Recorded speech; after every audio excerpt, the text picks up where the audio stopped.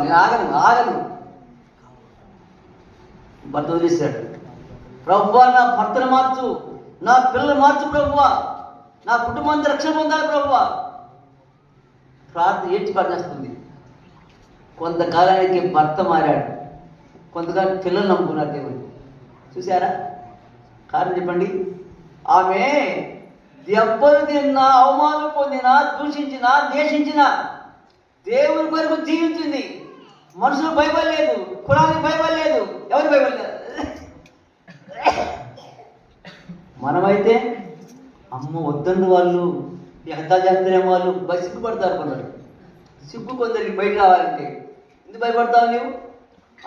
దేని భయపడతావు నీవు సోదరి సోదరుడా? కొందరికి పినుకోళ్ళు,